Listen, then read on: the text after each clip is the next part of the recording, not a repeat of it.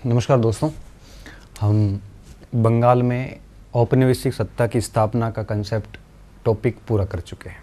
ठीक है, आज हम बात करेंगे अभी बंगाल के अंदर जो गवर्नर हुए उसके ऊपर बात करेंगे कि किस तरह से 1765 के बाद से लेकर और 1857 की क्रांति तक बंगाल के जो गवर्नर हुए उनमें से मुख्य गवर्नर जैसे क्लाइव की बात करेंगे, हेस्टिंग्स की बात करेंगे, कॉर्नवालिस की बात करेंगे, विलियम बेंटिक की बात करेंगे और डलहौजी की बात करेंगे और बीच बीच में थोड़ी थोड़ी जानकारी सभी की रखेंगे। ठीक है, तो ये जो गवर्नर और गवर्नर जनरल हुए थोड़ा थोड़ा इनको पढ़ लेते हैं, क्योंकि 1757 से 1857 का जहाँ कहीं टॉपिक होता है तो उसमें ये सारे आ जाते हैं। कोई भी छोटा मोटा प्रश्न जो है वो बन सकता है, तो 2-3 क्लासेस लगेगी, मैं इसको बढ़िया तरीके से आपको करवा देता हूँ। ठीक है, तो टॉपिक का नाम रहेगा आज क्लाइव, लॉर्ड क्लाइव।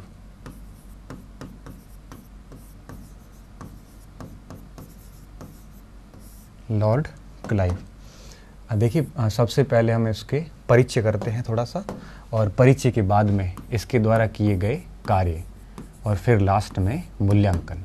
3 चीज़ें हम इसके बारे में समझेंगे। ठीक है, परिचय की अगर मैं बात करूं तो सबसे पहले एक चीज़ ध्यान रखना कि पहले क्या होता था कि सबसे पहले प्रेसिडेंट होता था। कलकत्ता का जो फोर्ट था, फोर्ट विलियम, उसमें प्रेसिडेंट बैठता था। कौन? प्रेसिडेंट बैठता था। और आप ऐसे समझिए कि 1757 का जो प्लासी का युद्ध हुआ उस समय कलकत्ता का फोर्ट विलियम का जो प्रेसिडेंट था वो था जनरल ड्रेक। ठीक है, ये कौन था? फोर्ट विलियम का प्रेसिडेंट था। Fort William president. ठीक है, ये प्रेसिडेंट था। और उसके बाद में फिर क्या हुआ? फिर जैसे ही कलकत्ता ये इनका अधिकार हो गया कलकत्ता के ऊपर और प्लासी युद्ध ये जीत गए, तो उसके बाद में फिर फोर्ट विलियम में प्रेसिडेंट के स्थान पे इन्होंने जो पोस्ट क्रिएट की वो की गवर्नर की, क्योंकि अब इनके क्षेत्राधिकार में कलकत्ता और उसके सारे आसपास के क्षेत्र आ चुके थे और फिर इनकी जो क्षेत्र था वो काफ़ी बड़ा हो गया था। ठीक है ना, और जब क्षेत्र बड़ा हो गया तो इन्होंने अपना गवर्नर पोस्ट क्रिएट कर ली, क्योंकि इनके पास में कुछ राजनीतिक शक्तियाँ भी आ गई थी। ठीक है, तो ड्रेक के बाद में आया कौन? क्लाइव। क्लाइव क्या था? क्लाइव था बंगाल का गवर्नर। अब आपके बंगाल का प्रथम गवर्नर। अब जो ये प्रेसिडेंट की पोस्ट थी ये तो हो गई थी ख़त्म, और उसके स्थान पे कौन सी पोस्ट बनती है? गवर्नर की पोस्ट बनती है। और क्लाइव पहला बंगाल का प्रथम गवर्नर था। ठीक है, बंगाल का कंपनी का बंगाल में पहला गवर्नर था, वो था क्लाइव। ठीक है, क्लाइव जब हुआ उसके बाद में क्लाइव के बाद में और क्लाइव के पहले का क्या क्या हुआ मैं थोड़ा सा उसके बारे में भी लिख लेता हूँ ताकि आपको समस्या ना आए। क्लाइव रहा है 1757 से लेकर और 58 के बीच में। ठीक है, पहला कार्यकाल इसका ये था। उसके बाद में फिर आपके बीच में एक कार्यवाहक रहा, और क्लाइव के बाद में गवर्नर कौन बनता है दूसरे नंबर पे? तो वो बनता है वेंसीटॉर्ट। एक मिनट, बीच में कार्यवाहक कौन रहता है? हॉलवेल। कार्यवाहक कौन रहा? हॉलवेल रहा। हॉलवेल कार्यवाहक रहा। ठीक है, कार्यवाहक हॉलवेल रहा। और फिर उसके बाद में यूँ कहिए कि फिर कौन आता है दूसरे नंबर पे? वो आता है आपके वेंसीटॉर्ट। वेंसीटॉर्ट है वो आपके 1763 तक रहा। 63 तक नहीं, 65 तक। वेंसीटॉर्ट 65 तक।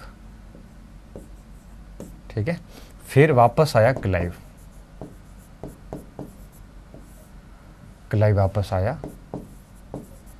और उसके बाद में क्लाइव फिर रहता है 1765 से लेकर और 67 तक। ठीक है, उसके बाद में आता है वेरलेस्ट।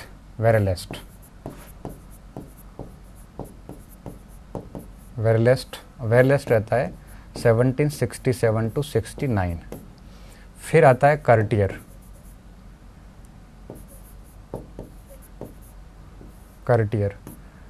रहता है 1769 टू 1772। और फिर आता है वॉरेन हेस्टिंग्स। ठीक है, वॉरेन हेस्टिंग्स। तो आप ध्यान इस बात का रखना है कि इनमें से एक क्लाइव बहुत महत्वपूर्ण है। वेंसीटॉर्ट के समय एक चीज़ ध्यान रखनी है कि प्लासी का युद्ध इसके समय लड़ा गया। इलाहाबाद की बक्सर का युद्ध वेंसीटॉर्ट के समय लड़ा गया। इलाहाबाद की संधि क्लाइव के समय भी। और बंगाल का जो अकाल था वो कार्टियर के समय पड़ा। सहायक संधि क्लाइव के समय भी। और 1772 में वॉरेन हेस्टिंग्स के बाद तो अपन आगे डिटेल से देखने वाले हैं। ठीक है, तो इस प्रकार से इनका है वो सिस्टम रहता है, तो थोड़ा सा इनका ध्यान रखना। ठीक है, ये मैं इसको साइड में कर रहा हूँ।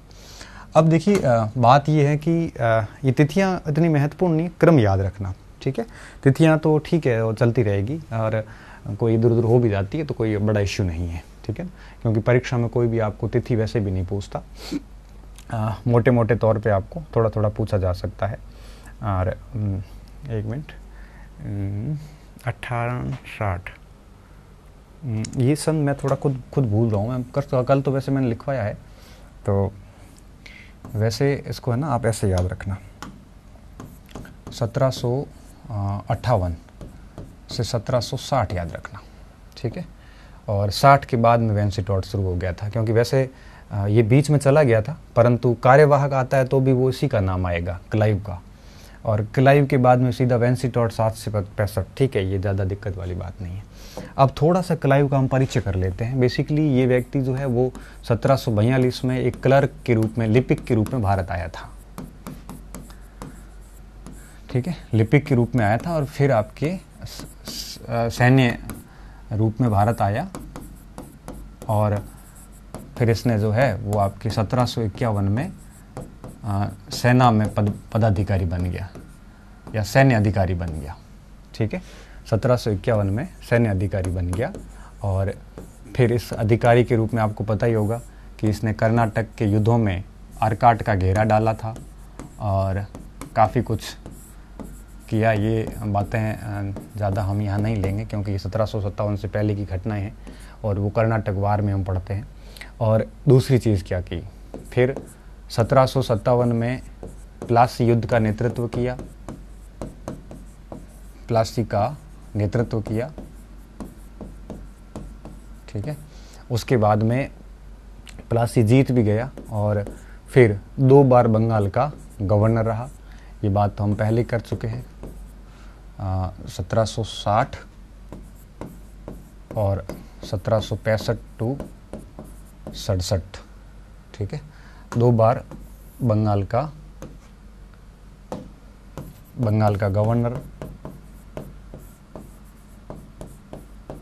गवर्नर रहा। ठीक है, तो कुल मिला के काफ़ी कुछ सेवाएं दी इसने, और इस दौरान इसने क्या क्या कार्य किए ये हमारे लिए ज़्यादा महत्वपूर्ण है। ठीक है, तो परिचय में आप इतना ही ध्यान रख लेना कि बंगाल का गवर्नर रहा, प्लासी का युद्ध का नेतृत्व किया, लिपिक के रूप में आया, सैन्य घेरा, अधिकारी, आर्काट वगैरह, ये सारी बातें यहाँ पे हो जाती हैं। ठीक है, अब हम बात करते हैं कि इसके प्रशासन में क्या क्या कार्य रहे। ये बहुत ज़्यादा महत्वपूर्ण है ना।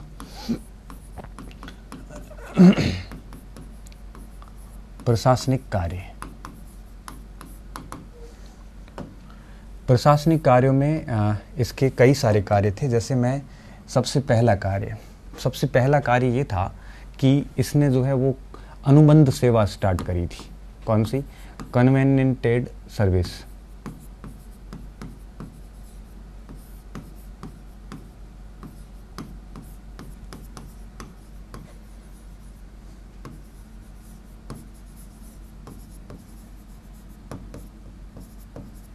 ठीक है,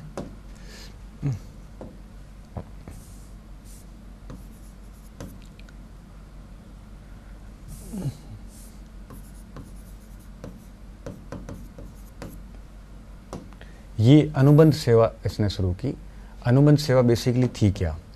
अनुबंध सेवा में क्या होता था, एक प्रकार से अनुबंध करवाया जाता था। जैसे ही कोई कंपनी का कर्मचारी भर्ती होता था तो उस समय वो क्या करते थे, एक अनुबंध पत्र पे साइन करवाते थे उससे। अनुबंध पत्र में ये था कि वो किसी भी प्रकार का कोई भी कंपनी के भारत के अंदर कोई उपहार नहीं लेगा, किसी भी प्रकार की कोई भी वस्तु केस नकद रूप में, रिश्वत रूप में है वो नहीं लेगा, अगर वो लेता है तो उसकी सेवा समाप्त कर दी जाएगी। ठीक है, तो कंपनी के कर्मचारियों की नियुक्ति के समय ये अनुबंध पत्र भरवाया जाता था। ये प्रोसेस उसने शुरू की। ये क्यों की गई, क्योंकि उस समय कंपनी के कर्मचारियों की सैलरी बहुत कम थी, और ऐसी सैलरी कम इसलिए रखी गई थी ताकि कंपनी के डायरेक्टर ये मानते थे कि वो भारत में अपने आप कमा लेंगे। ठीक है, हम हमारा खर्चा क्यों इसको फालतू एक्स्ट्रा व्यय करें। तो इस वजह से क्लाइव ने अनुबंध सेवा शुरू की। ठीक है, तो क्लाइव ने ये स्टार्ट किया, परंतु इसको बाद में बोर्ड ऑफ डायरेक्टर ने एक्सेप्ट नहीं किया। क्यों? क्योंकि उनको पता था कि अगर इस प्रकार का कॉन्ट्रैक्ट भरवाएंगे तो फिर निश्चित तौर पे कोई भी व्यक्ति कंपनी का कर्मचारी बनने के लिए रेडी नहीं होगा, क्योंकि ऊपर तो बोर्ड ऑफ डायरेक्टर था। कंपनी का क्या मैटर था कि ऊपर थे BOD, बोर्ड ऑफ डायरेक्टर, इनका पैसा लगा हुआ था ईस्ट इंडिया कंपनी में। ठीक है, और ईस्ट इंडिया कंपनी के होते थे कर्मचारी, और ये कर्मचारी होते थे, इनके ऊपर जो मैन हेड होता था वो होता था गवर्नर। ये सब भारत में होते थे, ये थे आपके लंदन में बैठे बैठे। कोई भी डिसीजन होता था तो बोर्ड ऑफ डायरेक्टर लेते थे, इम्प्लीमेंटेशन नीचे से होता था। तो अनुबंध सेवा का प्रपोजल जब बोर्ड ऑफ डायरेक्टर के पास गया तो बोर्ड ऑफ डायरेक्टर ने उसको अस्वीकार कर दिया। ठीक है, क्यों? क्योंकि उनको पता था कि अगर ऐसे कॉन्ट्रैक्ट पे साइन करवा के इनको लेंगे तो डेफिनेटली कोई भी कंपनी का कर्मचारी भारत नहीं जाएगा। एक तो घर से हज़ारों किलोमीटर दूर जाना, वेतन भी कम था, तो भारत कोई क्यों जाएगा, वो इसीलिए जाएगा पैसे कमाने के लिए। ऐसे कॉन्ट्रैक्ट कर लिए तो उनको पैसे कहाँ मिलेंगे। ठीक है, तो एक काम तो क्या किया इसने, अनुबंध सेवा शुरू की। इसमें क्या था देखो, पहली बात ये थी कि कंपनी के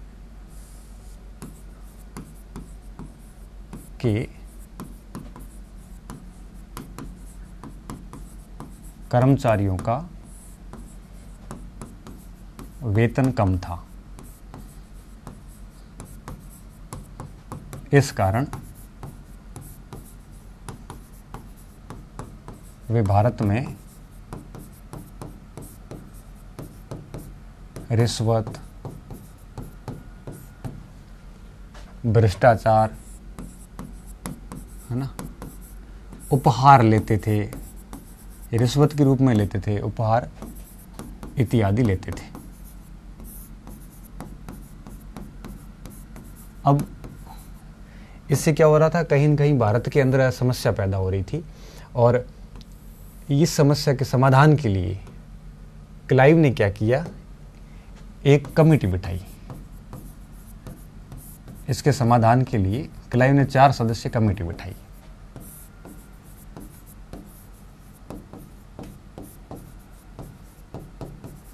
क्लाइव ने 4 सदस्य समिति बिठाई।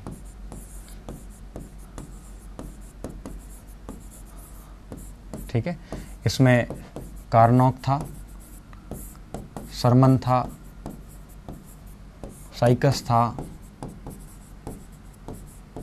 ठीक है, और इस तरह से एक क्लाइव स्वयं इस तरह से 4 सदस्यीय कमेटी बिठाई, और इस कमेटी ने एक प्रकार से इसको डिसीजन देना था कि इनकी भ्रष्टाचार की जो समस्या उसको किस प्रकार से दूर किया जा सकता। अब इस समिति ने क्या किया, इस समिति ने इसमें साइकस के अलावा वेरिलस्ट, ठीक है, ये गवर्नर बना, समिति गठित की।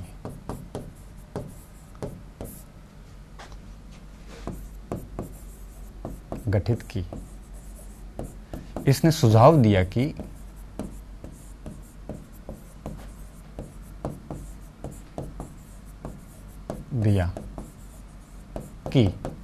क्या सुझाव था, इसका सुझाव ये था बेसिकली कि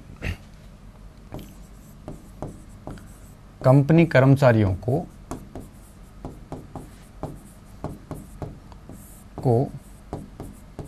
अनुबंध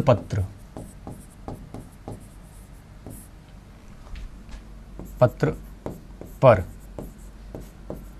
हस्ताक्षर करवाया जाए।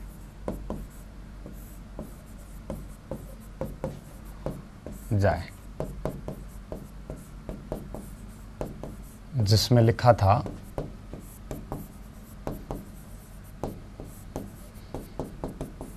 कि वे किसी भी प्रकार का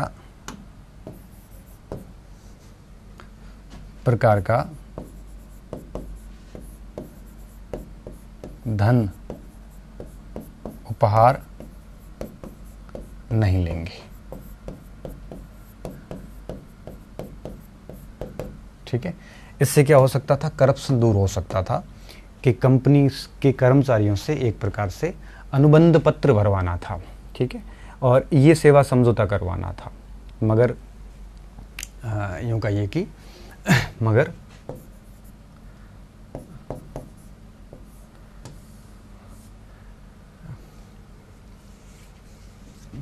तथा एक मिनट, एक तो ये अनुबंध पत्र भरवाना था, दूसरा क्या था, समिति ने सुझाव दिया कि उपहार नहीं लेंगे, साथ ही साथ कर्मचारियों एक मिनट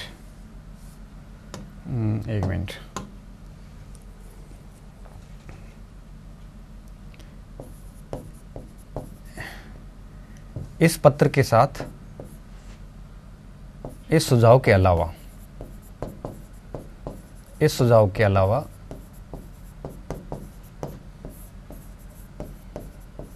कंपनी कर्मचारियों के वेतन बढ़ाने के प्रयास भी किए गए, बढ़ाने का सुझाव भी दिया।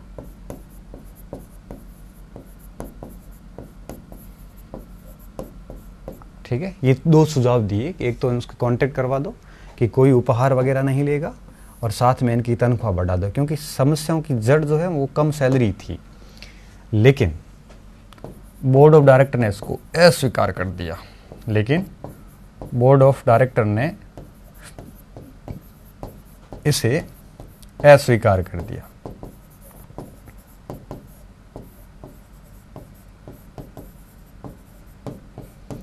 अब जब बोर्ड ऑफ डायरेक्टर ने अस्वीकार कर दिया तो ये लागू नहीं हो पाया। लेकिन जब ये लागू नहीं हुआ तो क्लाइव ने दूसरा प्रयास किया। क्लाइव ने ये प्रयास किया कि एक सोसाइटी ऑफ ट्रेड का गठन किया 1765 के अंदर। सोसाइटी ऑफ ट्रेड में क्या किया, जैसे नमक था, सुपारी थी, तंबाकू था, इन तीनों पर कंपनी का एकाधिकार स्थापित किया। अब ये क्या करते थे, कंपनी के लोग जो प्रोड्यूसर थे, उत्पादक, उनसे सीधा ये सामान खरीदते थे और मार्केट में होलसेलर को बेच देते थे। ठीक है, इससे क्या होता था कि इनको जो मुनाफा होता था इस सोसाइटी ऑफ ट्रेड को, इस ट्रेड के मुनाफे को कंपनी कर्मचारियों में समान रूप से बांट देते थे। अब इससे क्या होगा कि कंपनी के कर्मचारियों की सैलरी कम थी तो वो चल जाता था क्योंकि उनको मुनाफे का शेयर मिल जाता था। लेकिन इसका नुकसान ये हुआ कि वस्तुओं के दाम बढ़ गए। कैसे? उन्होंने सीधा उत्पादक से खरीदा, दाम बढ़ा के होलसेलर को बेचा, होलसेलर ने दाम बढ़ा के फिर मार्केट में बेचा। तो पहले क्या होता था, उत्पादक सीधा होलसेलर को बेचते थे और होलसेलर मार्केट में बेचते थे। अब चौथा एक खिलाड़ी और जुड़ गया अंदर। अब पहले 2 जगह टैक्स लगता था, एक जगह पे ही, क्योंकि होलसेलर सीधा मार्केट में डाल देता। अब होलसेलर खरीदता था सोसाइटी ऑफ ट्रेड से, सोसाइटी ऑफ ट्रेड खरीदती थी वहाँ से, तो हर वस्तु की कीमतें बढ़ गई, तो अव्यवस्था हो गई। तो सोसाइटी ऑफ ट्रेड को भी ख़त्म किया गया। ठीक है, तो ये 2 प्रयास हुए। आगे देखिए क्या हुआ, बोर्ड ने इसे अस्वीकार कर दिया। अब आ रहा हूँ मैं दूसरे बिंदु पे कि दूसरा कार्य क्या किया इसने।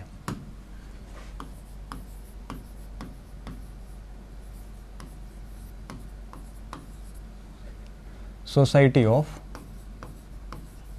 ट्रेड का गठन। ठीक है, अब सोसाइटी ऑफ ट्रेड में एसओटी लिखूंगा बार बार। अब 1765 में क्लाइव ने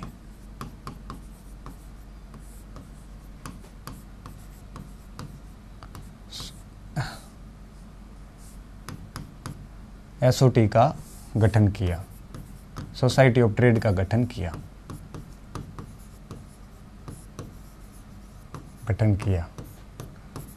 इसके अधीन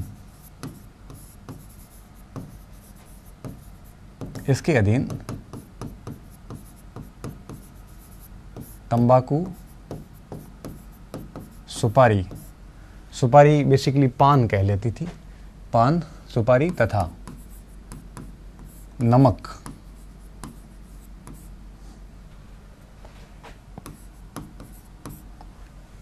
नमक पर एसओटी का एकाधिकार स्थापित किया।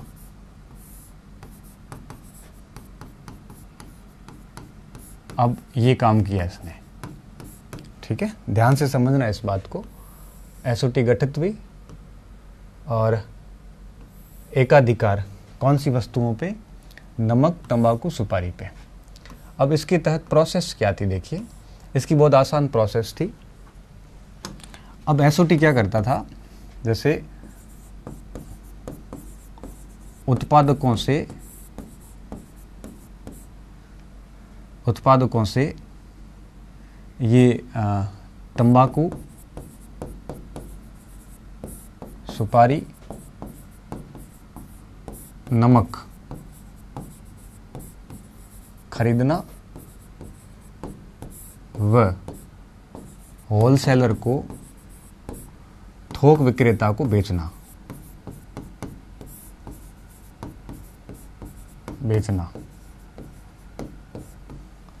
तथा मुनाफे को कंपनी कर्मचारियों में विभाजित करना।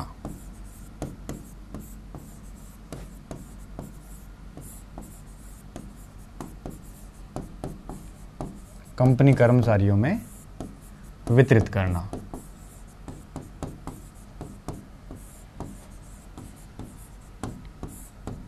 ठीक है, वितरित करना ताकि कंपनी कर्मचारियों को मुनाफा हो सके, कंपनी कर्मचारी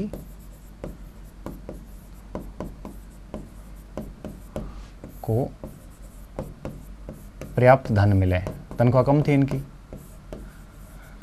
धन मिल सके। ये बात तो ठीक थी।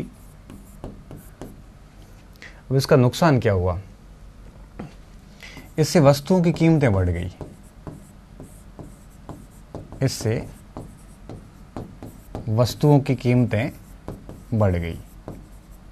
कौन सी? तीनों वस्तुओं की कीमतें बढ़ गई।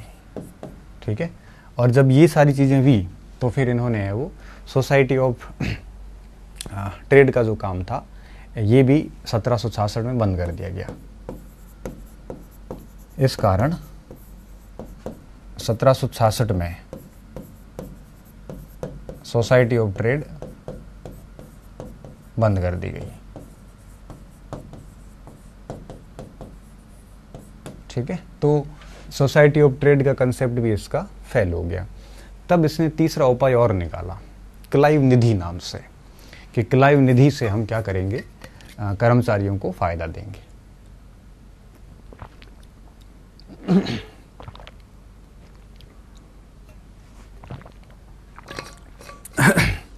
मैंने पिछली क्लास में आपको बताया था क्लाइव निधि का असलियत, तो हाँ फिर भी थोड़ा सा आप वापस बता देता हूँ एक बार। तो तीसरा कार्य क्या था? तीसरा कार्य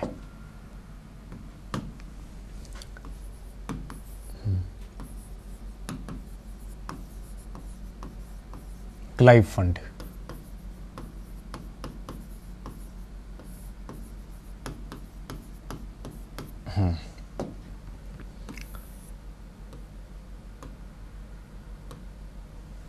अब वस्तु स्थिति क्या थी मैं बता देता हूं और दोनों स्थितियां बता देता हूं। तो मीर जाफर जब मरा तो उससे पहले उसने क्या किया था, एक फंड जो है वो क्लाइव के भेंट के लिए रखा था उसने, कि मैं क्लाइव को उपहार स्वरूप दूंगा। अब मीर जाफर के मरने के कई महीने बाद, क्योंकि मीर जाफर फरवरी में मर गया, मई में क्लाइव आया था, तो क्लाइव जब आया तब तक मीर जाफर की मृत्यु हो चुकी थी। और मीर जाफर की मृत्यु के बाद जब क्लाइव आया तो क्लाइव ने अनुबंध सेवा वाला नियम लागू कर रखा था, कोई किसी से उपहार नहीं ले सकता। ये नियम सभी पर लागू था, तो क्लाइव भी कर्मचारी था। अब क्लाइव ने क्या किया, क्लाइव फंड बना दिया, क्योंकि वो सीधे तो उपहार ले नहीं सकता, और लगभग 50 लाख रुपए थे, वो क्लाइव ने क्या किया, मीर जाफ़र के से ले लिए, मीर जाफ़र के खाते से ले लिए, मतलब उसका जो कोष था उससे ले लिए और इस फंड में डाल दिए। फिर क्या हुआ, इस फंड में जब वो पैसे डाल दिए तो उसके बाद में इस फंड का गठन इस उद्देश्य से किया गया था कि कंपनी के कर्मचारी जब भी कोई आर्थिक संकट में आएंगे तो इस फंड से उसकी मदद की जाएगी।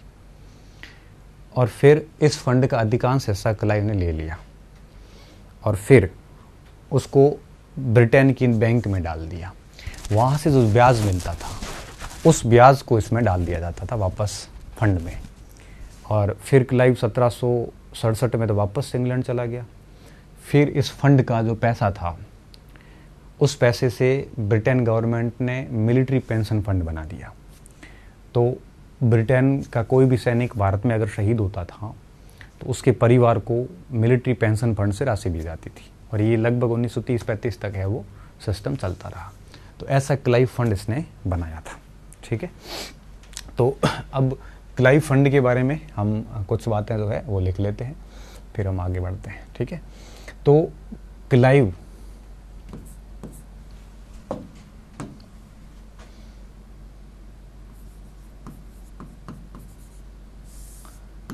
मीर जाफर ने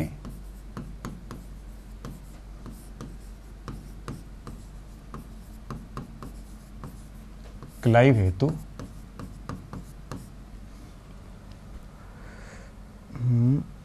5 लाख थे, 50 लाख, 5 लाख ही था मेरे साथ स्टार्टिंग में, तो बाद में 50 लाख, 5 लाख उपहार तय किया था।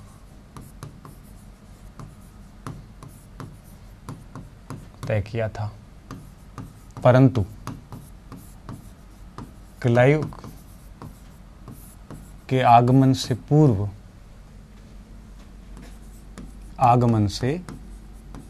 पूर्व मीर जाफर की मृत्यु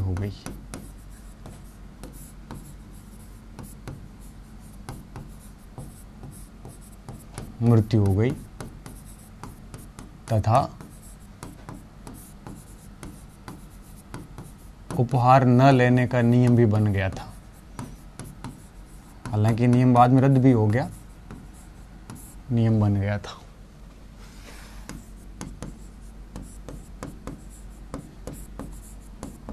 ऐसे में इस राशि के उपयोग हेतु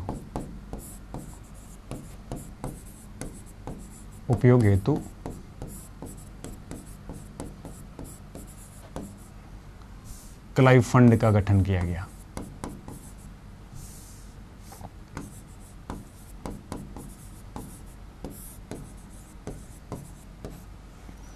ठीक है, क्लाइव फंड का गठन किया गया, खंड बनाया गया,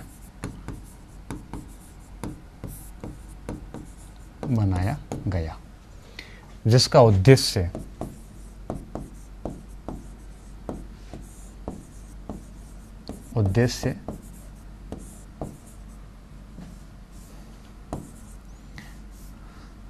आर्थिक संकट में कंपनी कर्मचारियों की मदद करना था। आर्थिक संकट में कंपनी कर्मचारियों की मदद करना था।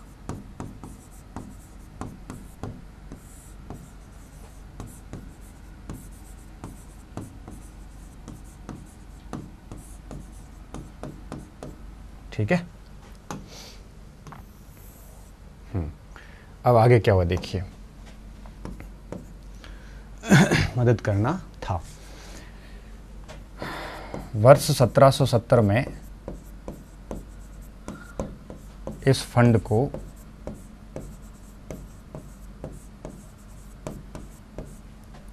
मिलिट्री पेंशन फंड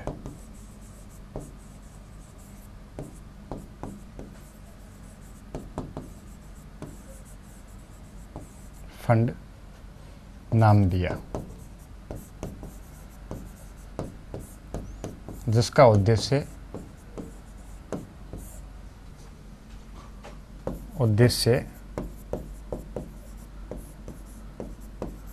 सैन्य परिवारों को मदद व पेंशन देना था।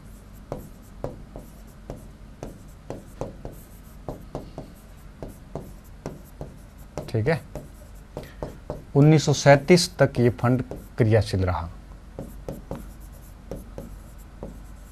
बैंक से ब्याज मिलता था और ये बना रहा। ठीक है, 1937 तक ये मिलिट्री फंड है वो बना रहा। तो ऐसा फंड भी बनाया इसने। हालांकि ये फंड क्लाइव ने अपने निजी हित या स्वार्थ को पूरा करने के लिए बनाया था, परंतु इसका उपयोग भी इन्होंने ठीक ठाक तरीके से कर लिया था। ठीक है, ये क्लाइव के द्वारा किए गए 3 ऐसे प्रयास थे जो कंपनी के कर्मचारियों के लिए किए गए थे। वो इसलिए कर रहा था ताकि कंपनी के कर्मचारी जो है वो करप्शन ना करे, क्योंकि भ्रष्टाचार ऐसा फैल चुका था जिससे पूरे बंगाल के पूरे सूबे में अव्यवस्था हो गई थी। तो उस अव्यवस्था को दूर करने का पहला तरीका यही था कि कंपनी के कर्मचारियों को अगर लीगल तरीके से पैसे उपलब्ध हो जाएंगे तो ये इलीगल तरीके नहीं अपनाएंगे। नहीं तो वो क्या करते थे, नहीं तो वो आपके डाकुओं से पैसे लेके डाकुओं को छूट दे देते थे। तो इस व्यवस्था के कारण ये ऐसा प्रयास कर रहा था। अब आगे क्या हुआ देखिए, चौथा कार्य इसने क्या किया। चौथा कार्य बड़ा इंपॉर्टेंट है। इसके काल में श्वेत विद्रोह हुआ। व्हाइट श्वेत विद्रोह। श्वेत विद्रोह एक रिपन के काल में भी हुआ था। ठीक है, हमने रिपन में पढ़ा है उसको।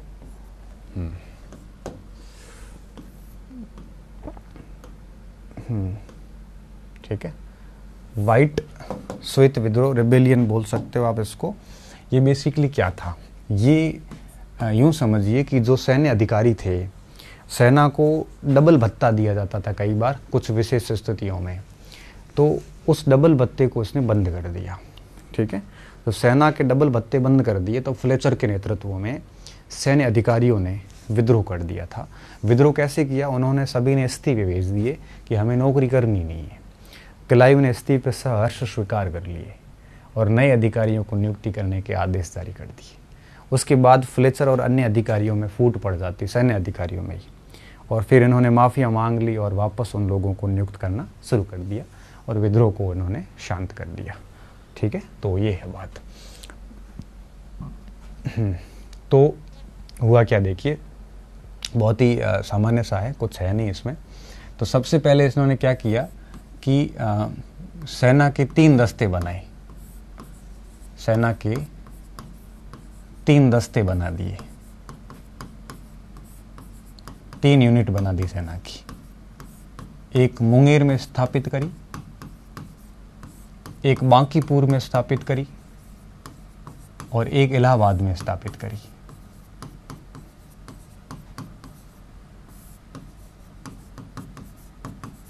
ठीक है, तो 3 यूनिट बना दी सेना की। अब किसी को बांकीपुर भेज दिया, किसी को मुंगेर, किसी को इलाहाबाद भेज दिया। फिर क्या किया, सैन्य अधिकारियों के दोहरे भत्ते, ठीक है, डबल डबल उनको भत्ते मिलते थे, वो बंद कर दिए। कार्यों के दोहरे भत्ते बंद कर दिए।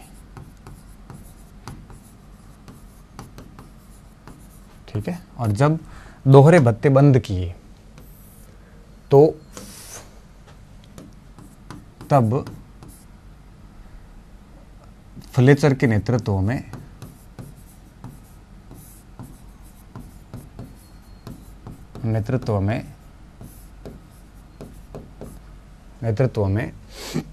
सैन्य अधिकारियों ने जो क्या किया, सैन्य अधिकारियों ने इस्तीफे देने शुरू कर दिए। नेतृत्व में सैन्य अधिकारियों ने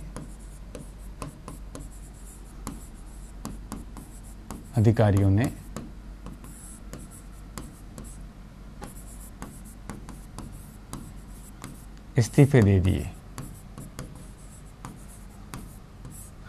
ठीक है, इस्तीफे दे दिए। इसे श्वेत विद्रोह कहा जाता है।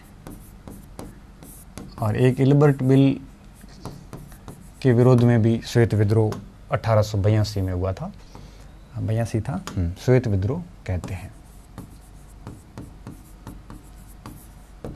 ठीक है। बाद में सैन्य अधिकारियों में फूट पड़ गई, सैन्य अधिकारियों में फूट पड़ गई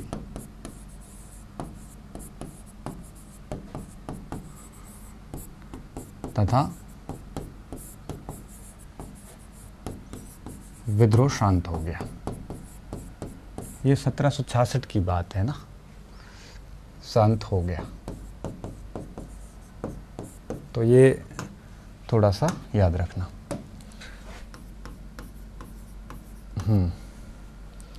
ये चौथा कार्य हो गया।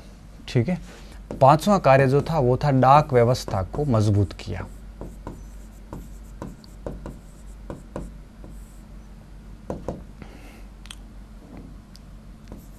डाक व्यवस्था को मजबूत किया। और इतिहासकार नंदलाल चटर्जी जो है वो भारत में डाक व्यवस्था का जनक भी इसी क्लाइव को मानते हैं। ठीक है। इस समय डाक व्यवस्था केवल सरकारी कार्यों के लिए ही यूज होती थी। डाक व्यवस्था किसके लिए थी? डाक व्यवस्था केवल सरकारी उपयोग हेतु ही थी।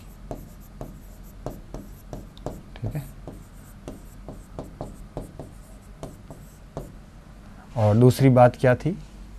इतिहासकार नंदलाल चटर्जी क्या कहते हैं कि भारत में डाक व्यवस्था का जनक यही था, क्लाइव।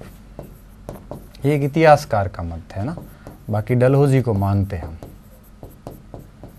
डाक व्यवस्था का जनक क्लाइव था।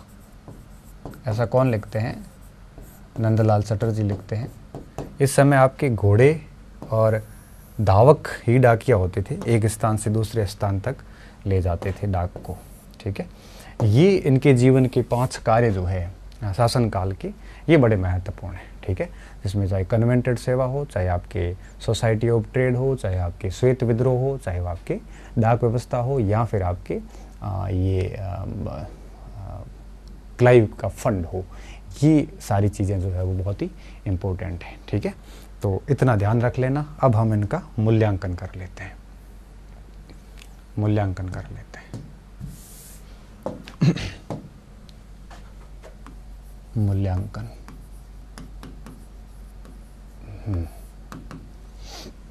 मूल्यांकन में सबसे पहले तो हम बर्गोयान की वो बात लिखेंगे जब इसके ऊपर ब्रिटिश संसद में निंदा प्रस्ताव लाया गया था। ठीक है। ब्रिटिश संसद में निंदा प्रस्ताव लाया गया था, किसके द्वारा? बर्गोयान के द्वारा। ठीक है।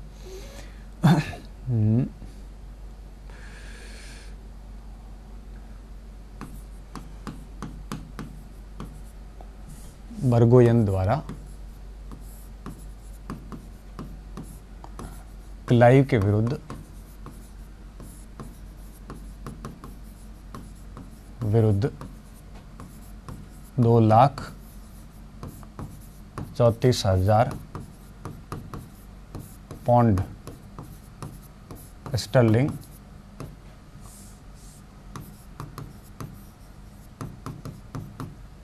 घोटाले की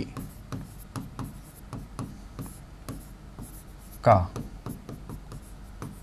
निंदा प्रस्ताव लाया गया था। का निंदा प्रस्ताव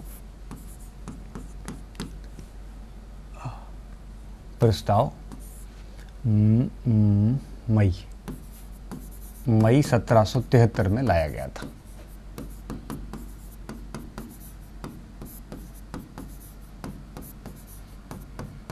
ठीक है। संसद ने अपराधी घोषित किया, परंतु माफ कर दिया, क्योंकि भारत में इसकी जो सेवाएं थी वो बड़ी सराहनीय थी, ऐसा संसद का मानना था। और संसद ने लास्ट में सधन्यवाद इसको बरी कर दिया था। ठीक है। संसद ने अपराधी माना परंतु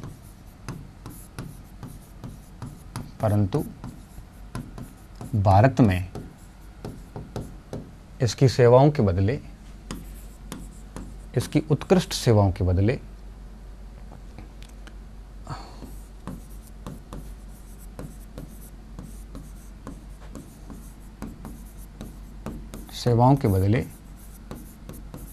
माफ किया और सम्मानित भी किया।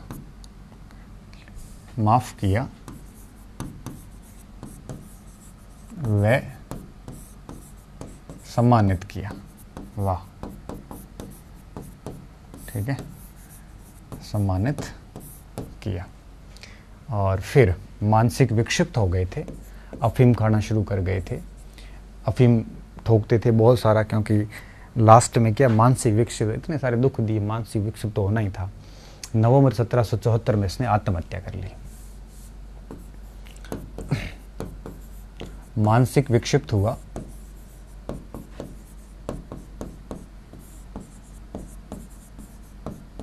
वह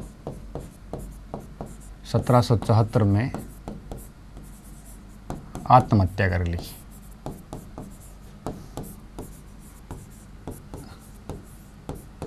ये वही व्यक्ति था जो कहता था कि everything is fair in war and love, ठीक है, प्यार और युद्ध में सब कुछ जायज़ है। ये इसी का कथन था। जब इसने अमीचंद के साथ में धोखा किया, इसने लाल पत्थर वाला, तब जब अमीचंद वापस पैसे लेने गया ना, तब इसने कहा था कि everything is fair in war and love, ठीक है। तो ये क्या कहता था ऐसे कि प्यार व युद्ध में सब जायज़ है। भारतीय फिल्मों में ये खूब सुनने को मिलता है, सब जायज़ है। पहली बार ये किसने कहा था? क्लाइव ने कहा था।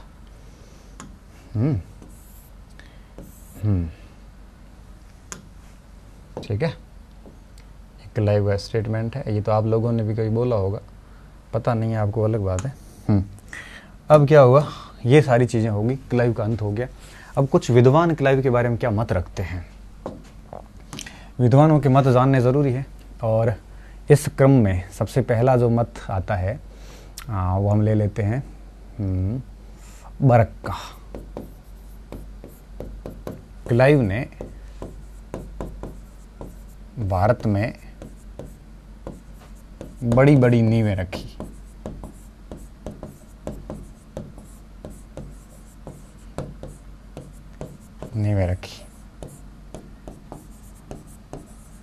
ब्रिटिश सत्ता की भी नींव रखी।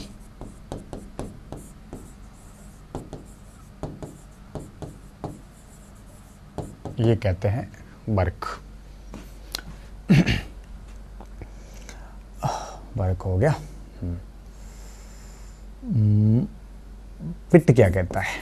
पिट प्रधानमंत्री था, उसने कहा था स्वर्ग से उपजा सेनापति। स्वर्ग से उपजा सेनापति, स्वर्ग से उपजा सेनापति।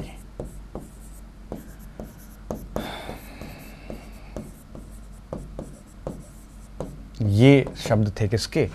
पिट, जो कि आपके प्रधानमंत्री थे। स्मिथ क्या कहता है? विंसर्ड स्मिथ मानव जाति का मुख्य नेता था, मानव जाति का नेता। उपमाएं बहुत गजब दी इसको, है ना। इंग्लैंड वाले देते ही बहुत अच्छे से थे। और चौथम जो थे, चौथम आपके ये भी प्रधानमंत्री थे ब्रिटेन के। चौथम क्या कहते हैं कि इसकी तुलना जो है फ्रेडरिक महान से की जा सकती है। फ्रेडरिक महान हम पढ़ते हैं आपके उसमें, प्रसा का राजा था ये। फ्रेडरिक महान से तुलना की है, महान से तुलना की है। ठीक है, ये चौथम, स्मिथ, पिट, ये बहुत बड़े बड़े नाम है सारे के सारे। ठीक है। और स्पीयर कहता है कि भारत में अंग्रेजी साम्राज्य का अग्रगामी था। स्पीयर क्या कहता है कि भारत में अंग्रेजी राज्य का अग्रगामी था। अंग्रेजी राज्य या अंग्रेजी संप्रभुता का अग्रगामी था। कोई इसकी तुलना जो है वो आपके करते हैं किससे? हाँ, कर्जन क्या कहता है? कर्जन ने इसकी तुलना की है किससे? मार्लबरो व टूरेन से की। मार्लबरो बेहतरीन सेनापति था, टूरेन है वो डिप्लोमेटिक था। टूरेन से तुलना, ठीक है। ये कुछ बातें थी यहाँ पे।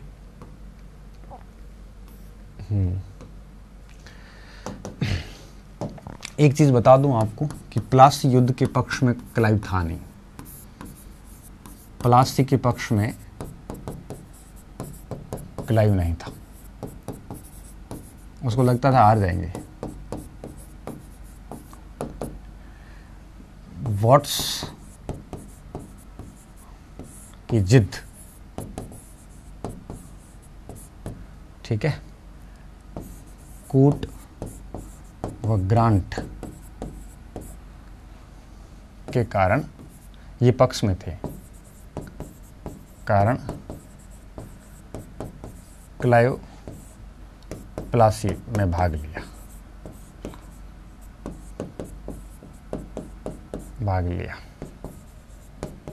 अभी भी इतिहास कहते हैं कि जब प्लासी का युद्ध हो रहा उसमें क्लाइव सो रहा था। जो भी था, क्लाइव ने भाग तो यूं कहिए कि किसी की जिद के कारण लिया था, बाकी क्लाइव को भाग लेना नहीं था, ठीक है। और ए डेविस क्या कहते हैं, अमरविन डेविस कहते हैं कि क्लाइव को भारत में ब्रिटिश संस्था का संस्थापक कहना गलत होगा, वॉरेन हेस्टिंग्स ठीक थे, ठीक है। डेविस क्या कहते हैं? ए डेविस कहते हैं कि भारत में ब्रिटिश सत्ता का संस्थापक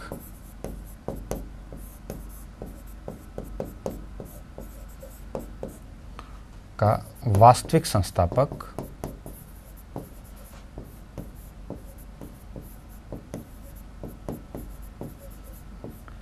वॉरेन हेस्टिंग्स था।